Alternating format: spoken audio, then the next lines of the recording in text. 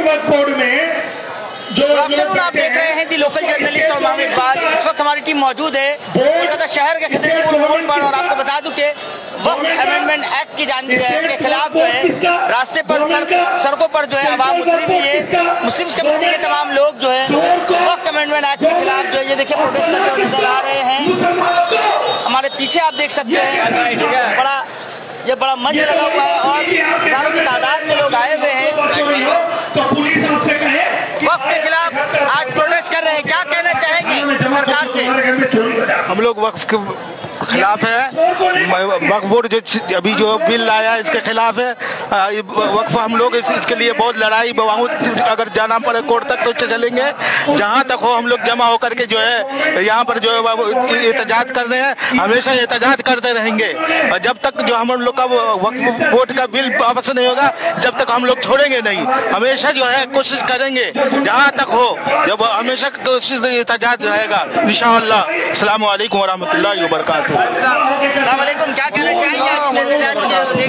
ये एहतजाज सिर्फ इसलिए किया जा रहा है ताकि जो सेंट्रल से जो वक्फ का बिल पास हुआ है जो कि मुसलमानों का खिलाफ है, ये वक्फ बिल पास होना नहीं चाहिए, क्योंकि वक्फ जो प्रॉपर्टी है वो मुसलमानों की प्रॉपर्टी है। इस प्रॉपर्टी के अंदर में मज़ार आता है, कब्रिस्तान आता है, मस्जिद आता है और यहाँ तक के बहुत सारे स्कूल भी है। अगर ये बिल पास हो जाता है, ये ब्लैक बिल पास हो जाता है, पास हो चुका है, तो इसकी वजह से सारे लोगों को परेशानी हो सकती है।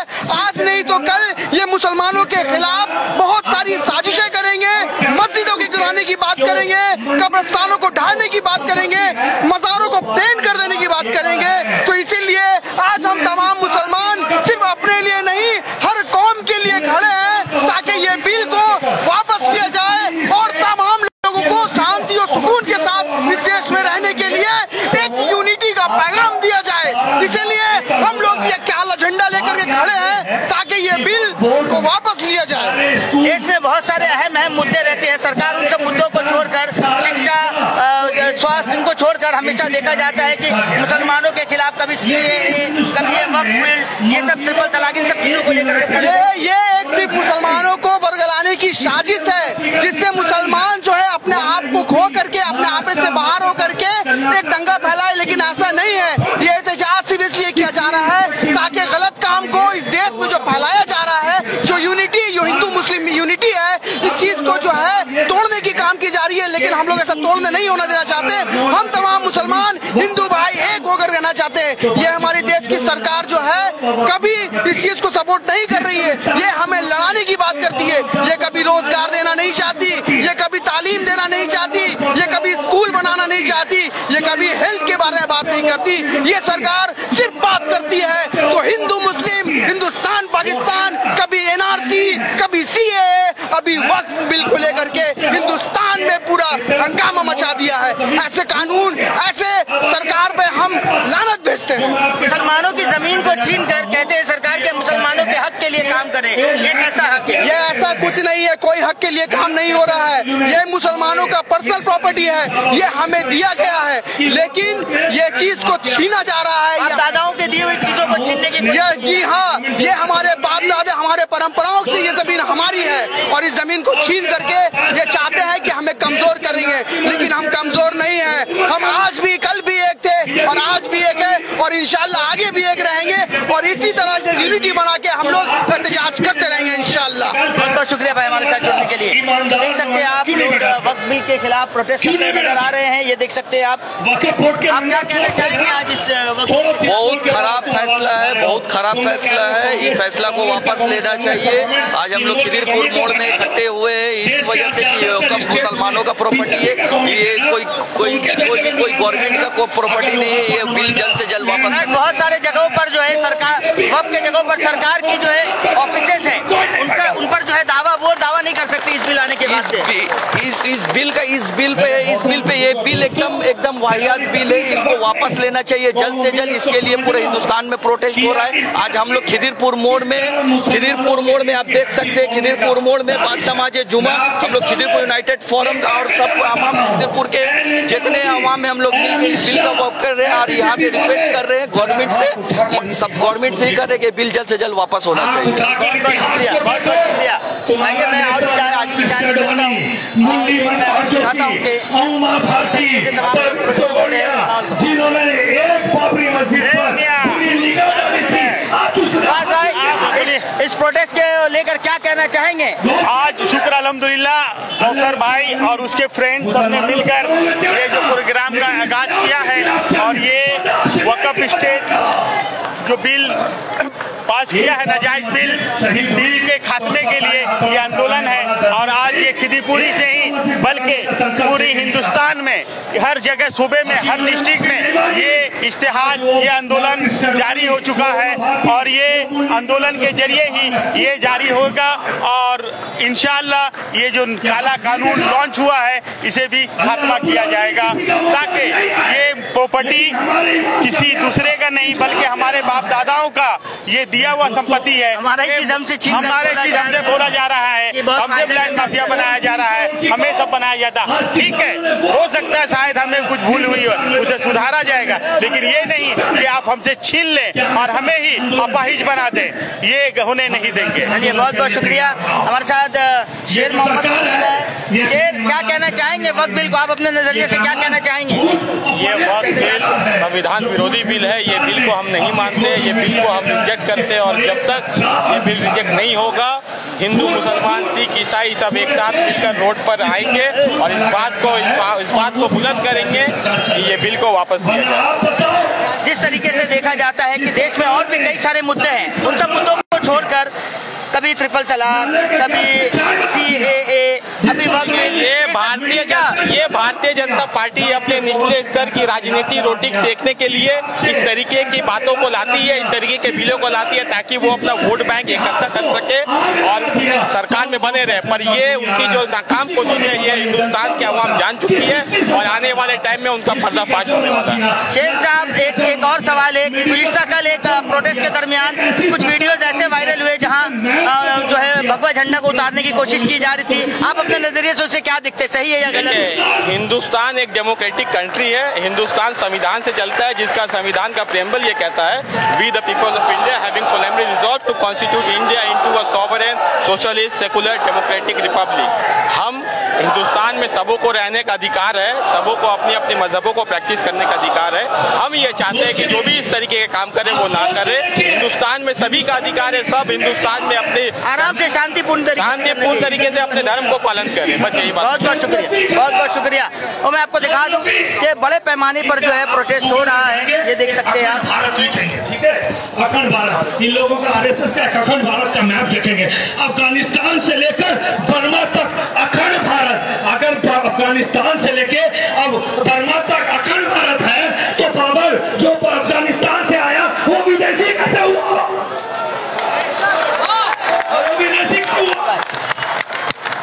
मैंने नक्शा बगल में लिया। कितने जाहिल लोग हैं, ना इनको ज्योग्राफी का पता है, ना इन्हें हिस्ट्री का पता है, ना इन्हें साइंस का पता है, कुछ भी बोल रहे हैं और कुछ भी चल रहा है। इस देश का 25% वोट उनको मिल रहा है, चाहे वो ताकत की जोर पे हो या साजिश की जोर पे हो। हमें उन सब साजिश का पर्दाफाश करना है, उस सब साजिश का पर्दाफाश करना है। मेरे मोहतरम बुजुर्गों दोस्तों, कल all India Muslim personal law board की मीटिंग हुई, मैं वहां पर था और ये संकल्प लिया गया कि हम एहतजाज 3 महीने का एक एहतजाज बनाया गया। ये आंदोलन कोई एक दिन का आंदोलन नहीं, एक हफ्ते का आंदोलन नहीं, एक महीने का आंदोलन नहीं, पूरी कौम तैयार हो जाए। ये आंदोलन सालों साल का होगा।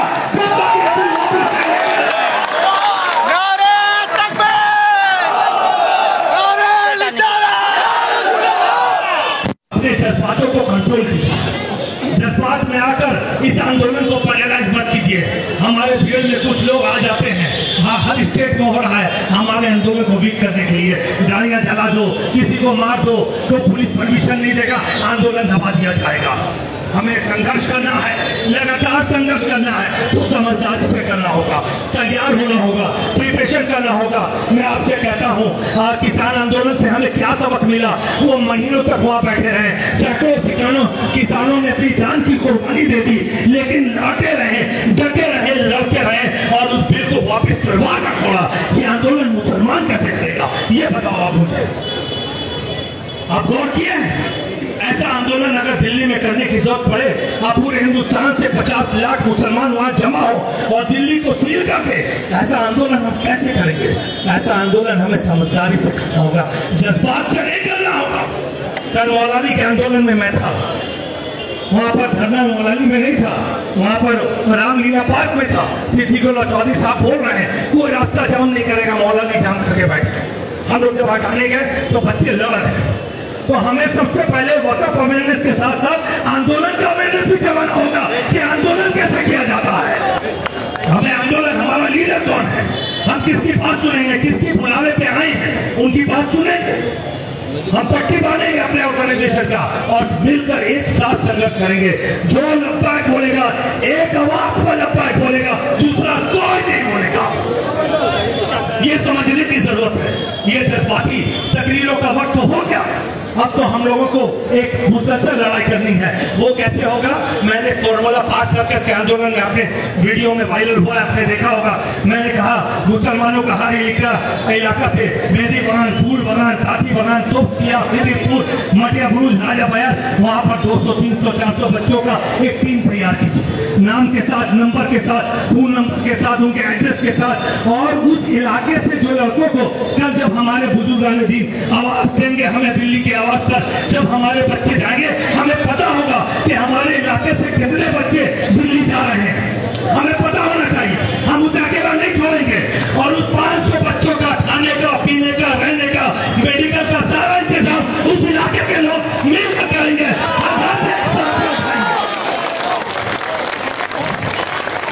हर घर से 100 रुपया करके उठाएंगे तो 10 लाख रुपए से मेहंदी बगान पहुंचाएगा। 100 रुपया के घर से उठाएंगे और 10 लाख रुपया से उन 200 बच्चों को हम लोग यहाँ से खाना भेजेंगे। अरे मोहसिन पासा लाहौर जमीयतुल हिंद सालों साल 10 लाख 50 लाख आदमी को कैसे गिराता, कैसे गिराता? हर किसी को शरीक होना है इस आंदोलन में। इसलिए मैं आपको बता रहा हूँ, ये फॉर्मूला है कि आप लोग टीम तैयार कीजिए। वो 200 बच्चा दिल्ली में धरना देगा, फिर वो 200 बच्चा वापिस आएगा, दूसरा 200 बच्चा जाएगा। इस तरीके से हम लोग चलेगा और उस पर आप लोग उसका एड्रेस, फोन नंबर हमेशा ख्याल रखिए। कौन अरेस्ट हो गया, कौन बीमार हो गया, उसका इलाज कराना, उसके लिए वकील खड़ा करना, उसे बेल करवाना, ये सब जिम्मेदारी उस इलाके के लोगों का होगी। तो उस इलाके से बच्चे वहां पर गए, वही होगा। ठीक है, ये हो गया। अब हो सके तो उन बच्चों के घर वालों को, अगर वो गरीब है तो आप उनके घर को स्टाइपेंड दीजिए। अरे भाई जंग लड़ने का, अरे इजराइल को पूछते हैं दिन भर में 100 बार, एक बार उसका फॉर्मूला तो देखिए। उनके जंग में कौन लड़ रहा है, उनकी फौज कहाँ है? एक तरह से तो कम्युनिटी है, फौज कहाँ से आया? वो जब बच्चे 16 साल के होते हैं, हर बच्चा पर मिलिट्री ट्रेनिंग फर्स्ट होता है, उसके बाद वो 22 साल के में जब वो BBA MBA कर बिजनेस या नौकरी करने जाते हैं तो एक बॉन्ड साइन होता है, कंपनी के साथ एक बॉन्ड साइन होता है कि तुम जब नौकरी करोगे और जब जंग होगा इजराइल में तो वो नौकरी छोड़कर आकर उसे लड़ना पड़ेगा, लेकिन उसकी सैलरी जारी रहेगी, सैलरी मिलता रहेगा। और उस जंग में अगर वो मर गया तो उसके घर वालों को फॉरेन का करोड़ों रुपया दिया जाएगा कंपनी की तरफ से। आप सोचिए कितना ऑर्गेनाइज काम है, आप सोच कर देखिए। हमें संजीदगी से बैठकर इलाके के लोगों को एक टीम बनाना होगा जो पैसे कलेक्शन करे और वो मस्जिदों के उलमाओं के आंखों के अंदर में हो, उसका ये करे। और फिर किस तरीके से आने वाले दिनों में हमने सुप्रीम कोर्ट में आवाज लगाई है, आप देखेंगे मुस्लिम लॉ बोर्ड और सब ने बहुत सारा याचिका लगाया है। जब तक ये सुप्रीम कोर्ट से ये मामला चल रहा है, हम ग्राउंड वर्क तैयार करें आंदोलन का। और एक आखिरी बात बोल के आप लोगों से रुखसत होगा। आप लोग मेरे भाई, एक बात आप लोग गौर से समझ लीजिए। जब बाबरी मस्जिद के टाइम में पूरा देश का मुसलमान ने मिलकर क्या कहा कि जो अदालत का फैसला होगा हमें मंजूर होगा, राइट। दूसरा पक्ष ने कहा कि अगर मंदिर का फैसला हमारे पक्ष में होगा तो हम अदालत का फैसला मानेंगे, वरना नहीं मानेंगे। तो अदालत ने सोचा, एक पक्ष तो बोल रहा है कि उसका अदालत का फैसला नहीं होगा तो नहीं मानेंगे, एक पक्ष तो बोल रहा है मानेंगे। चलो हमने ऑर्डर दिया, वहां पर मंदिर का कोई नामो निशान नहीं था। हमने उसमें ऑर्डर में लिखा, सुप्रीम कोर्ट ऑर्डर पढ़ेंगे, उसमें लिखा है वहां मंदिर नहीं था। सन 49 में 1949 में जो वहां घुसकर मूर्ति रखी गई वो इलीगल था। वहां SI की रिपोर्ट में मंदिर का कोई जिक्र नहीं मिला, लेकिन चूंकि इस देश के आस्था का प्रतीक है तो हम उसे मंदिर का जगह में देख रहे हैं। तो इसका मतलब क्या समझ में आया कि इस बार वक्त में हम अदालत का इंतजार नहीं करेंगे, हम हमारा आंदोलन करते रहेंगे, करते रहेंगे, करते रहेंगे।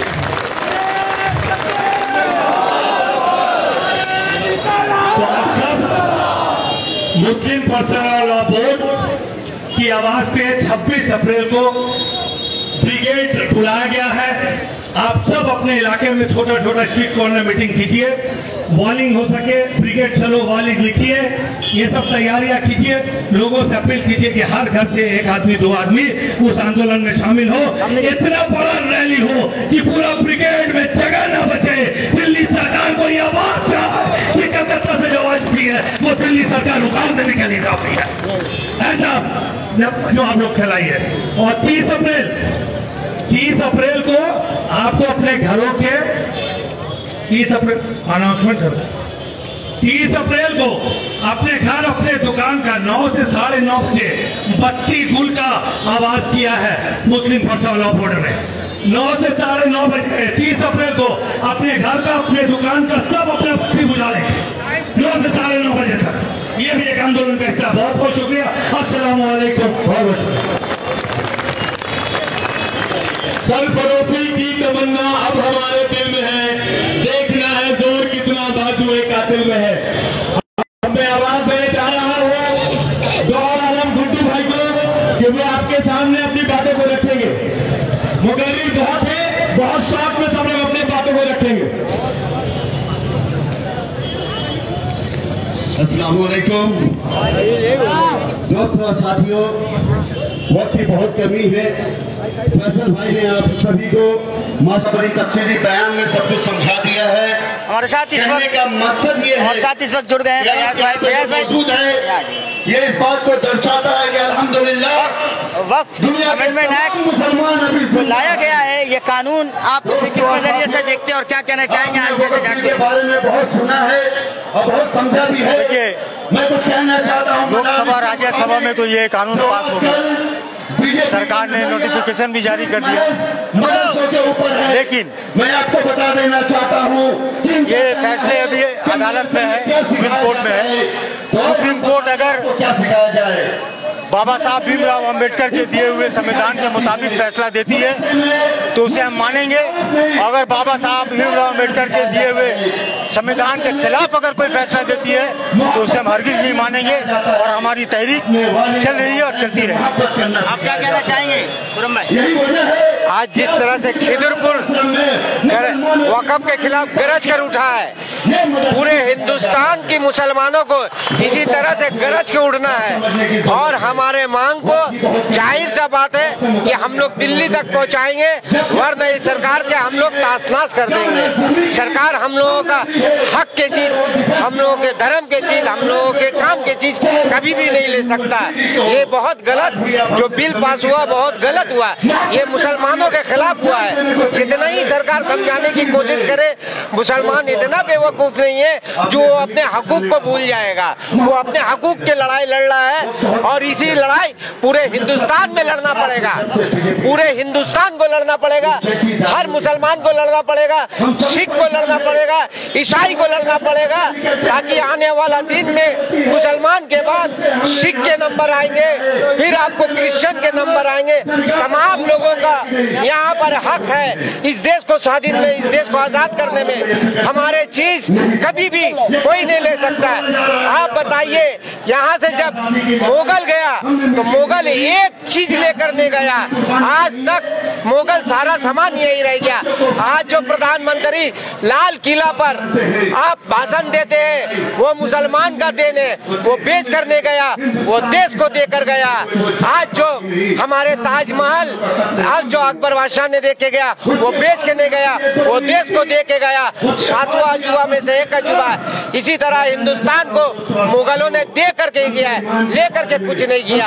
इसलिए मैं कहना चाहता हूँ तमाम हिंदुस्तान के मुसलमान को इसी तरह से गरज के उठना चाहिए, जोरदार आवाज उठाना चाहिए, ताकि ये पता लगे हिंदुस्तान के सरकार को जो मुसलमान अब सोया हुआ नहीं है, मुसलमान